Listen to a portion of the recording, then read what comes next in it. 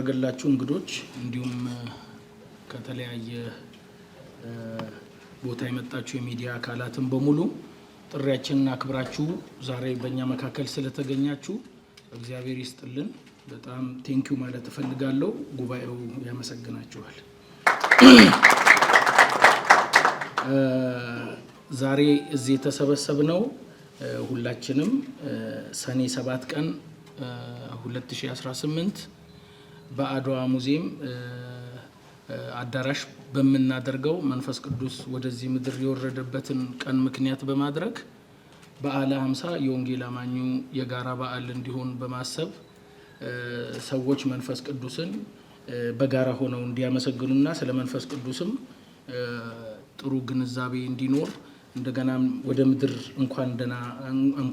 እንኳን መጣህልን ለማለት እና መንፈስ ቅዱስን ለማመስገን የተዘጋጀውን ፕሮግራም ለእናንተ ለማስተዋወቅ ነው። ይሄ በዓል ሲከበር ብዙ ጥቅሞች አሉት ወይም ይሄንን ደግሞ ለማክበር ያነሳሳን ምክንያቶች ብዙ ናቸው። እንደምታውቁት በመጽሐፍ ቅዱሳችን በሐዋርያት ሥራ ምዕራፍ 2 ጀምሮ እንደሚነግረን ቤተክርስቲያን የተወለደችበት ሰዎች ደግሞ በጋራ በጣም ብዙ ሆነው የዳኑበት ከ3000 በላይ ነፍሳት ወደ ጌታ የመጡበት በጣም ብዙ ፈሪ የነበሩ ሰዎች የጌታን ማዳንና ወንጌል ለመናገር ደፋር የሆኑበት እንደገናም ኢየሱስ ክርስቶስ ደግሞ በክብሩ የታየበት ቀን ስለሆነ ቤተክርስቲያን በልዩ ሁኔታ ይህንን ማክበር ያስፈልጋል። እንደገናም ደግሞ እንደምታውቁት ወንጌል አማኙ የራሱ የሆነ በየቤቱ ብናከብርም በየቤቱ ብቻም ሳይሆን በየቸርቻችን በየቤተክርስቲያኑ ይከበር የነበረ ነው። ግን የጋራ ሆኖ አሁን በሰኔ 7 ሁላችንም በዛ ቦታ በአንድነት እግዚአብሔርን እንድናመሰግንና የጋራ በዓል እንዲኖረን ተብሎ የታሰበ ነው። በድጋሚ ይህንን ጥሪ አክብራችሁ የመጣችሁ እንግዶችና ሚዲያ አካላትን ማመስገን እፈልጋለሁ። እግዚአብሔር ይስጥልኝ። እግዚአብሔር ይስጥልኝ። በቅድሚያ የኢትዮጵያ ወንጌል አማኞች አብያተ ክርስቲያናት ካውንስል ለመላው የወንጌል አማኞች እንኳን ለበዓለ 50 የመንፈስ ቅዱስ የምስጋና በዓል አደረሳችሁ አደረሰን እያልኩኝ ይህ የበዓለ 50 በዓል በአንድነት ለማክበር የወንጌል አማኙ ማህበረሰብ ልቡ እንዲነሳሳ ደግሞም ጊዜውን እንዲሰጥ ማበረታታት እንፈልጋለን። እንደ ወንጌል አማኞች አብያተ ክርስቲያናት ካውንስል በዓለ 50 በአንድ ወቅት የምናከብረው የአንድ ጊዜ ኢቨንት ሴሪሞኒ ሳይሆን ከወንጌል ጋር በተያያዘ ከዓመት እስከ ዓመት ሊከበር የሚገባው ትልቅ በዓል እንደሆነ እናምናለን። ብዙዎቻችሁ እንደምታውቁት በዓለ 50 የመከር በዓል በመባል ይታወቃል። በዚህ በመከር ጊዜ የሚሰበሰብ ብርቱ የሆነ ነዶ አለ። ምክንያቱም ጊዜው መከር ስለሆነ ስለዛን ማሰብ ምንም ክፋት የለውም። ግን ከወንጌል ስራ አኳያ የሐዋርያት ስራ በ24 ዓመት ጊዜ ውስጥ በዚያን ዘመን የነበረችው ቤተ ክርስቲያን መላውን ዓለም በወንጌል ለመድረስ ለመነሳቷ ጉልበታም ለመሆኗ ምክንያቱ ይህ የመንፈስ ቅዱስ መውረድ እንደሆነ እናምናለን። ዛሬ ቤተ ክርስቲያን ስለ መንፈስ ቅዱስ የተሳሳተ ግንዛቤ አላት ብዬ ለመናገር አልችልም። በነገራችን ላይ በዓለ 50 የዶክትሪን ጉዳይ ሳይሆን በዓለ 50 ለአብያተ ክርስቲያናት ሁሉ ወንጌልን ለመስራት ከወንጌል ስራው ጎን ለጎን ደግሞ ቅድስናን ለማወጅ የእግዚአብሔርን መንግስት ለማስፋት ዋነኛው እንደሆነ እናምናለን። በዚህ በዓል ወቅት የወንጌል አማኙ እርስ በርስ የሚተያይበት፣ በአንድነት ጌታን የሚያመልክበት፣ ደግሞም የሚጸልይበት ጊዜ በመሆኑ የኢትዮጵያ ወንጌል አማኞች አብያተ ክርስቲያናት ካውንስል የወንጌል አማኙ ማህበረሰብ እግዚአብሔር የሰጠንን እድል እና ጊዜ በመጠቀም ከላይ የጠቀስናቸው ምክንያት በመገንዘብ ለዚህ በጎ ሐሳብ በቅን ልቦና ተባባሪ በመሆን የበኩላችሁን እንድትወጡ ጥሪያችንን እናስተላልፋለን። እግዚአብሔር በበዓለ ሃምሳ ድምቀት ቤተ ክርስቲያኖቻችንን ይባርክ። እሺ፣ በነገር ሁሉ የረዳንን ፈጣሪ እግዚአብሔርን አስቀድሜ እያመሰገንኩ ከዚህ በፊት እንደተባለ ሁሉ የወንጌል አማኞችን በሙሉ እንኳን ለዚህ በዓል አደረሳችሁ እላለሁ። እንዲሁም በዚህ ጥሪ ተደርጎላችሁ የተገኛችሁ እንግዶችና የሚዲያ ባለሙያዎች እንኳን ደህና መጣችሁ። በመቀጠል የሚኖረንን መርሃ ግብር በእንዲህ አይነት መልኩ አስደምጣለሁ። በዓለ ሃምሳ ምስጋና ለመንፈስ ቅዱስ ልዩ በዓል ጌታ ቢፈቅድና ብንኖር እሁድ ሰኔ 7 ቀን 2018 ዓመተ ምህረት ከቀኑ 9 ሰዓት ጀምሮ በአድዋ የድል መታሰቢያ ሙዚየም አዳራሽ ይከበራል። ይህ ልዩ በዓል የሁሉም ወንጌል አማኞች በዓል በመሆኑ በዕለቱ ሁሉም የወንጌል አማኞች እንዲገኙ ተጋብዘዋል። እሁድ ሰኔ 7 2018 ዓመተ ምህረት በሚኖረው መርሃ ግብር ላይ ቃለ እግዚአብሔር ይሰበካል። የዝማሬ እና የአምልኮ ጊዜ ይኖራል። ስለ በዓለ ሃምሳም የምንወያይበት ድንቅ ጊዜ ይኖረናል። አመሰግናለሁ። እግዚአብሔር ይባርካችሁ። አመሰግናለሁ። በዓለ ሃምሳ ለእኛ ለወንጌል አማኞች በዘልማድ ወይንም በተነሳሽነት ብቻ የምናከብረው በዓል አይደለም። ከልባችን በደስታ በጉጉት በመጠበቅ በዓለ ሃምሳ ጌታችን ኢየሱስ ክርስቶስ ከትንሣኤ በኋላ በ50ኛው ቀን መንፈስ ቅዱስ በሐዋርያት ላይ የወረደበትን ታላቅ ቀን የሚዘከርበት የክርስቲያኖች በዓል ነው። በዓለ ሃምሳ መንፈስ ቅዱስ የእምነትን ጥንካሬ፣ የአገልግሎት ቁርጠኝነትና የክርስቲያናዊ አንድነትን በማጠናከር ለሰው ልጆች የተስፋንና የመንፈሳዊ ተሐድሶ መልእክት የሚያስተላልፍ በዓል ነው። ማንኛውም የወንጌል አማኝ ይህንን ልዩ በዓል በተዘጋጀው ክብረ በዓል ላይ በመገኘት በአንድነት እንዲያከብር ጥሪያችንን ማስተላለፍ እንወዳለን። እግዚአብሔር አምላክ ይባርካቸው። እግዚአብሔርን እጅግ በጣም እናመሰግናለን። በድጋሚ በዛሬው ዕለት በዚህ ስፍራ የሚሰጠውን ጋዜጣዊ መግለጫ ለመዘገብ ከተለያየ የሚዲያ አካላት የመጣችሁትን ሁሉ ከልብ እናመሰግናለን። ይህን የበዓለ ሃምሳ ቀን ምስጋና ለመንፈስ ቅዱስ ፕሮግራም ሁላችሁም የወንጌል አማኞች በሙሉ ሰኔ 7 ቀን 2018 ዓመተ ምህረት በአድዋ ድል መታሰቢያ ሙዚየም አዳራሽ በመገኘት አብረን እግዚአብሔርን መንፈስ ቅዱስን እንድናመሰግንና ክብር ለሚገባው አምላካችን ምስጋና እንድናቀርብ ጥሪ እናደርጋለን።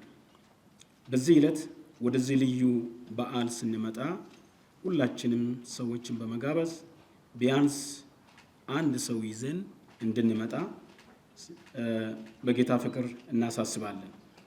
ይህን የወንጌል አማኞች በዓል በአንድነት እንድናከብር ላደረጉልን ለኢትዮጵያ ወንጌል አማኞች አብያተ ክርስቲያናት ካውንስልና ለአርሞኒየም ተሐድሶ ቤተ ክርስቲያን ከልብ የመነጨ ምስጋና ማቅረብ እፈልጋለሁ።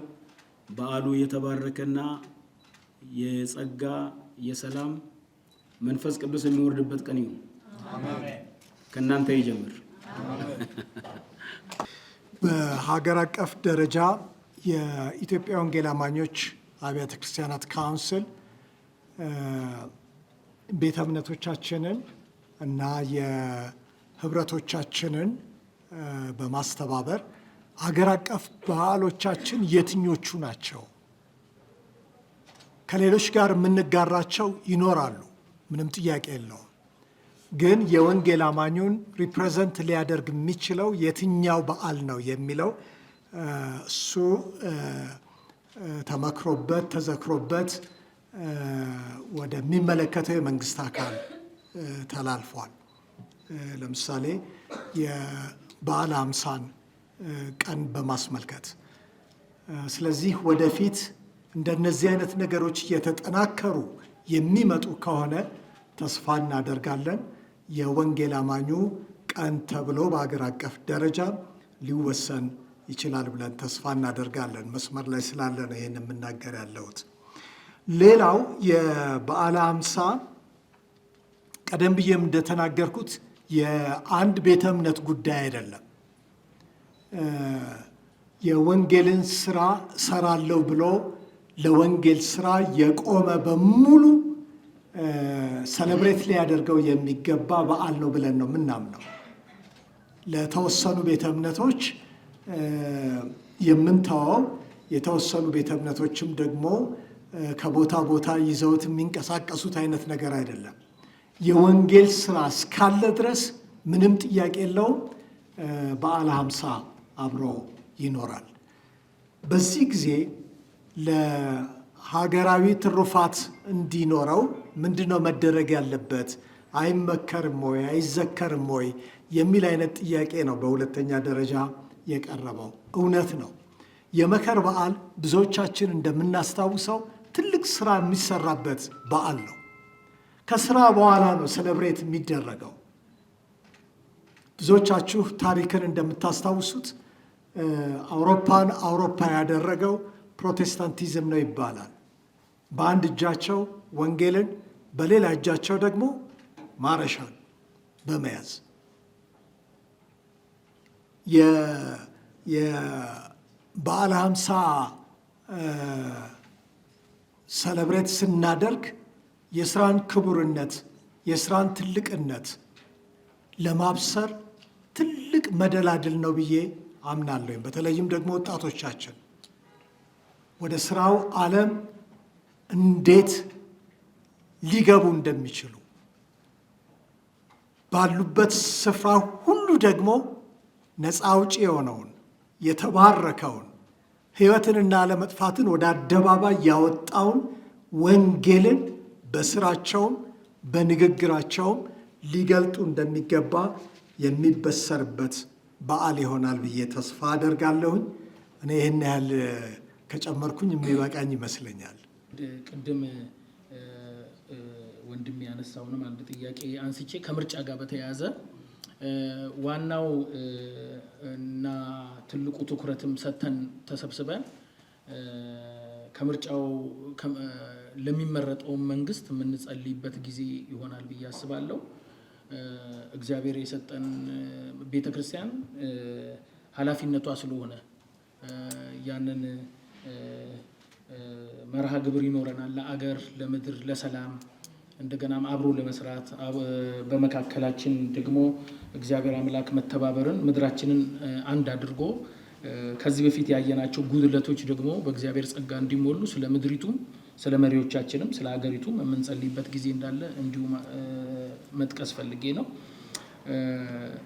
እህቴን እንዳ ደግሞ ያነሳችው ጥያቄ ይሄ ምን እየተሰራ ነው የሚለው ይሄ አንዱ የስራው አካል ነው። የሁሉም እንዲሆን በተለይ የሚዲያ አካላት ትልቅ ኃላፊነት አለባቸው። በተለይ ክርስቲያን ሚዲያ ቲክቶከሮች፣ እንደዚሁም በሚዲያ ላይ እግዚአብሔር ጥሩ ቦታና ጸጋ የሰጣችሁ ትልቁን ድርሻ የእናንተ ነው ብዬ አስባለሁ። የቤተ ክርስቲያን የካውንስሉ ብቻ አይደለም። ካውንስሉ ግን እንደ አባት ጥላ ሆኖ ዘንድሮ ቤተ ክርስቲያኖችን አስተባብሮ እንዲህ አይነቱን አድርጓል። ኔክስት ግን እንደ ካውንስሉ እንደ ቤተ ክርስቲያንም ሁሉም በአንድነት በመስቀል አደባባይ እናደርጋለን ብለን እናምናለን፣ እናስባለን። እግዚአብሔር ያከናውንልናል እና ምን እየተሰራ ነው የሚለው ይሄ ነው አንዱ የስራው አካል ነው። ፕሮግሬሲቭ ሆኖ ዘንድሮ ከኢትዮጵያ ወንጌል አማኞች ካውንስል ጋር አብረን ማድረግ ችለናል። ቀጣዩን ደግሞ እግዚአብሔር ያደርሰናል፣ በትልቁ ይሆናል ብዬ አምናለሁ። ጌታ ይባርክሽ። ሁላችሁንም ሰላም እላችኋለሁ። ወደዚህ የመጣችሁ ሁላችሁ እንኳን ደህና መጣችሁ። ከመጸለይ በፊት በዓለ ሃምሳን በተመለከተ በመጽሐፍ ቅዱሳችን ላይ የተገለጸውን ጥቅስ አነባለሁ። የሐዋርያት ሥራ ምዕራፍ 2 ቃሉ ራሱ የተጠቀሰበት ቦታ ነው። የበዓለ ሃምሳ ቀን በደረሰ ጊዜ ሁሉም በአንድነት በአንድ ስፍራ ተሰብስበው ድንገት እንደ ብርቱ አውሎ ነፋስ ያለ ድምፅ ከሰማይ መጥቶ ተቀምጦ የነበረበትን ቤት እንዳለው ሞላው። የእሳት ምሰሶች የሚመስሉትም ታዩአቸው። ተከፋፍሎም በእያንዳንዳቸው ላይ አረፉ። ሁሉም በመንፈስ ቅዱስ ተሞሉ። መንፈስም እንዲናገሩ በሰጣቸው መጠን በሌሎች ቋንቋዎች ይናገሩ ጀመር ይላል። በዓለ ሃምሳ የተባለው ቀን ይላል። እንግዲህ ሁላችሁ እንደምታውቁት ቅድምም እንደተባለው በካውንስላችን የወንጌል ባልደረባ የሆኑት ፓስተር አሸብር ተወክሎ በካውንስሉ ጠቅላይ ጸሐፊ ተወክሎ መግለጫ እንደሰጡት በዓለ ሃምሳ የተባለው በዓል ለአንድ ቤተ እምነት ወይም በተወሰኑ ቤተ እምነት ግሩፖች የተሰጠ ሳይሆን የወንጌል አማኞችን በሙሉ የሚወክል በዓል ነው። ሁሉንም የሚመለከት በዓል ነው። እዚህ ጋር በዓለ ሃምሳ የተባለው ቀን የተባለው የመከር በዓል ነው። ፋሲካ ካለፈ በ50ኛው ቀን የሚከበር በዓል ነው። በብሉይ ኪዳን አይሁዶች በ50ኛው ከፋሲካ በኋላ በ50ኛው ቀን ያከብሩታል። መከር የሚደርስበት እና እግዚአብሔርን ስለዛ እጅግ አድርገው የሚያመሰግኑበት እንደሆነ ሁላችንም እናውቀዋለን። ስለዚህ ጌታችን ኢየሱስ ክርስቶስ የመንፈስ ቅዱስን ተስፋ የቤተ ክርስቲያንን መተከል ከተናገረ በኋላ ለደቀ መዛሙርቱ ኃላፊነት ከሰጠና ከሞት ተነስቶ 40 ቀን እና 40 ሌሊት ከደቀ መዛሙርቶቹ ጋር ሰንብቶ የመጨረሻውን ንግግር አድርጎ ወደ ሰማይ ካረገበት እናንተ ከጥቂት ቀን በኋላ በመንፈስ ቅዱስ ትጠመቃላችሁ ብሎ ከተናገራቸው እና እነሱ እያዩት በደመና ከተወሰደ በኋላ የ10ኛው ቀን ላይ ነው መንፈስ ቅዱስ የወረደው። በ10ኛው ቀን ጌታ ኢየሱስ ክርስቶስ ከተነጠቀው በ50ኛው ቀን ሳይሆን በ10ኛው ቀን ነው። 50ኛ ቀን የሚቆጠረው ከፋሲካ ነው። ፋሲካ ቀደም ብሎ ያለፈ ነው። በዛ በ10ኛው ቀን ይሄ አሁን ያነበብኩላችሁ ክፍል የተፈጸመበት ሁኔታ ነው። ስለዚህ ምንድን ነው የምታሰበው? ስለ በዓለ ሃምሳ ቀን ስታሰብ ጴንጤቆስጤዎችም፣ ኤቫንጀሊካሎችም፣ ካሪዝማቲኮችም ሁሉም ያለ ልዩነት ይህንን በዓል የሚያከብሩበት ነው። ምንም ልዩነት ኤቫንጀሊካል የተባለ በሙሉ ይመለከተዋል፣ ሁሉም ይመለከተዋል። ስለዚህ የኢትዮጵያ ወንጌል አማኞች ካውንስል እነዚህን ሁሉ አቅፈው ያዘ። በጥቃቅን የአስተምሮ ልዩነትም እንዳለ ሆኖ ነገር ግን እንደ ወንጌል ቤተ ክርስቲያን የተወለደችበት ቀን ነው ተብሎ ነው የሚታመነው። ቤተ ክርስቲያን ይፋ የሆነችበት ጌታችን ኢየሱስ ክርስቶስ ጽንሰ ሐሳቡን ለደቀ መዛሙርቶቹ ካስታጠቀ በኋላ መንፈስ ቅዱስን እልክላቸዋለሁ ብሎ ተስፋ በገባላቸው ሁኔታ በበዓለ ሃምሳ ቀን ምን ሆነ ማለት ነው? መንፈስ ቅዱስ አሁን እንዳነበብኩላቸው ሐዋርያ ሥራ ላይ ወረደ። በልዩ ልሳኖች ተናገሩ፣ በኃይል ተሞሉ። በዚያን ቀን 3000 አባወራዎች በደቀ መዛሙርቶቹ ላይ ተጨመሩ። ቤተ ክርስቲያን ተወለደች ተብሎ ይታሰባል። ጽንሱ በጌታችን ኢየሱስ ክርስቶስ በነበረ ጊዜ ቢሆንም በይፋ የተገለጠችበት ነው ቤተ ክርስቲያን እና ይሄ ጴንጤቆስጤዎችን ወይም ሌሎችን ለብቻ የሚመለከት ሳይሆን የአዲስ ኪዳን ቤተ ክርስቲያን የአዲስ ኪዳን የተፈጠረበት ወይም ደግሞ አዲስ ስርዓት የተመሰረተበት አዲስ መንገድ ጌታችን ኢየሱስ ክርስቶስ በአዲስ ኪዳን በደሙ የመሰረተበትን ሁላችን የምናስታውስበት ስለሆነ ስለዚህ ያለ ልዩነት ይሄ ነገር ይደረጋል። ቅድም ምን እየተሰራ ነው ላለችው እህታችን ሁሉም ሰው ኃላፊነት አለበት። ሁሉም ቤተ እምነት ኃላፊነት አለበት። አሁን ሌሎቹ የሚጠሩ ሌሎቹ የሚገቡ ሳይሆን ጥሪ የምናደርገው አሁንም ምንድን ነው? ለሁሉም ቤተ እምነቶች፣ ለሁሉም ወንጌላውያን አብያተ ክርስቲያናት ይሄ የእናንተ በዓል ነው፣ የሁላችንም በዓል ነው። በጋራ ያለ ልዩነት የምናከብረው በዓል ስለሆነ ሰኔ 7 በአንድነት ተሰብስበን በጋራ ነገር ላይ እግዚአብሔርን እናመሰግናለን። ቤተ ክርስቲያን ስለመወለዷ አዲስ ኪዳን በመፈጠሩ እና በአዲስ መንገድ ወደ እግዚአብሔር መንገድ የመምጫ መንገድ ጌታችን ያዘጋጀበትና ይፋ የሆነበት ጊዜ ስለሆነ ሁላችንንም ይመለከተናል ማለት ነው። ስለዚህ እንግዲህ ቤተ ክርስቲያን ምንድን ነው ለህብረተሰቡ ለተባለውን ጥያቄ ትንሽ ማለት ልቤ ይፈልጋል። ምንድን ነው የሚለው ጌታችን ኢየሱስ ክርስቶስ እናንተ የምድር ጨው ናችሁ፣ የዓለም ብርሃን ናችሁ ያለው ለአብያተ ክርስቲያን ለአማኞቹ ሁሉ የተሰጠው ኃላፊነት ነው። ለአማኞቹ ሁሉ የተሰጠ ኃላፊነት ስለሆነ አሁን እዚህ በምናደርገው የጋራ በዓል ብቻ ሳይሆን በየቤታችን፣ በየቤተሰባችን፣ በግላችን እንዲሁም ደግሞ በቤተ እምነታችን ኢቫንጀሊካል የተባልነው ሁላችን የምድር ጨው ሆነን የዓለም ብርሃን ሆነን ለዓለም እንድንታይ በሕይወታችን በኑሯችን ያንን ስናደርግ ኃላፊነታችንን በሁሉም መንገድ እንወጣዋለን ማለት ነው። ይሄን ኃላፊነት ሁላችንም እንወስዳለን። ከዚህ በኋላ ደግሞ እንደዚህ ኮመን የሆነ ነገሮችን በጋራ እናከብራለን።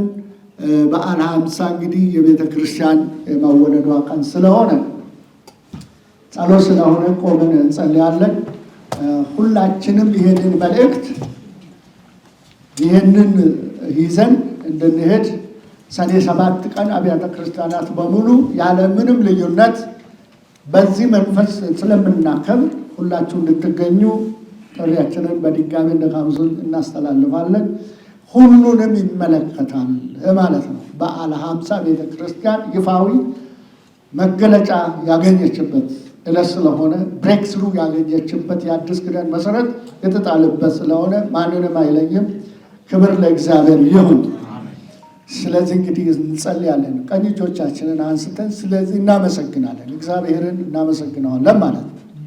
ቅዱስ አባታችን እግዚአብሔር ሆይ እናመሰግንሃለን። ልጅ ኢየሱስ ክርስቶስን ልከህ በእንጨት መስቀል ላይ ተሰቅሎ ዕዳችንን ከፍሎ ጌታ አምላካችን ሆይ ከምድር ወደ አንተ ባረገበት በ10ኛው ቀን መንፈስ ቅዱስ ወርዶ ቤተ ክርስቲያንን ያደሰበት በኃይል የሞላበት በምድር ላይ እግዚአብሔር አምላክ አዲሷ ቤተ ክርስቲያን አዲሷ ተቋም ጌታ ሆይ በኃይል እንድትሞላ በኃይል እንድትወጣ ሰማያዊ ጸጋ የለበሰችበት ቀን ስለሆነ እጅግ አድርገን እናከብረሃለን፣ እጅግ አድርገን እናመሰግንሃለን። አምላካችን እግዚአብሔር ሆይ ይህ ታላቅ ነገር ነው ለሰው ልጆች፣ ይህ ታላቅ ነገር ነው ለቤተ ክርስቲያን፣ ይህ ታላቅ ነገር ነው እግዚአብሔር አምላካችን ሆይ ለኢትዮጵያም ሆነ ለዓለም ቤተ ክርስቲያን ይህን ቀን ስናስብ እግዚአብሔር ዳግም የተወለድንበት ኃይልን የጨበጥንበት ስርዓት የተለወጠበት በልጅ በኢየሱስ ክርስቶስ መንግሥተ ሰማያት የተከፈተበት እግዚአብሔር ሆይ በኃይል ሰዎች ወደ እግዚአብሔር መንግሥት መግባት የጀመሩበት ዕለት ስለሆነ እጅግ አድርገን እናመሰግናለን፣ እጅግ አድርገን እናከብረሃለን። አሁንም አምላካችን ሆይ እዚህ የተገኙትንም ወገኖች ሁሉ አንተ ባርካቸው። የኢትዮጵያን አብያተ ክርስቲያናት በሙሉ እንድትባርክ እንለምናለን። ቤተ እምነቶችን ሁሉ እንድትባርክ እንለምናለን። በአንድነት ደግሞ በአንድ ልብ ይህንን ታላቅ በዓል እንድናከብር በያለንበት ባሉበት ቤተ እምነቶች ሁሉ ልባቸው እንድነሳሳ ሀሳባቸው እግዚአብሔር ወደዚህ እንዲሰባሰብ ያለ ልዩነት በአንድነት እንድንቆም አንተ እርዳን። ከዚህ በኋላ በሚኖርን የጋራ ነገሮች ሁሉ ደግሞ መንፈስህ ይርዳን። ደቀ መዛሙርቶችን የረዳ መንፈስ እግዚአብሔር አምላክ በኃይል የሞላ መንፈስ የኢትዮጵያ ቤተ ክርስቲያንን በኃይል ይሙላ፣ በጸጋ ይሙላ፣ በመገለጥ ይሙላ፣ በራእይ ይሙላ። በሰማያዊ ኃይል እግዚአብሔር ቤተ ክርስቲያን እንድትታጠቅ እንለምንሃለን። ሁላችን የምንፈላለግበት የምንቀራረብበት ጊዜ እንድታደርግልን እንለምንሃለን። እግዚአብሔር ያንን ጉባኤ አንተ ባርክ። አስቀድመን ባርኮትን እንለምንሃለን። በዚህ ስፍራ የተገኙትን የሚዲያ ሰዎች፣ ሌሎች የታደሙትን ሁሉ በጌታ በኢየሱስ ክርስቶስ ስም እንባርካቸዋለን። በክርስቶስ ኢየሱስ ስም ተባረኩ። እግዚአብሔር ይባርካችሁ። መውጣት መግባታችሁን እግዚአብሔር ይባርካችሁ። እግዚአብሔር ሆይ ክብር ሁሉ ለአንተ ይሁን። እጅግ አድርገን እናመሰግናለን። ስለዚህ ጊዜ ተባረክ። ስለሰማህን ሁሉ ተመስገን። በጌታችን በመድኃኒታችን በኢየሱስ ክርስቶስ ስም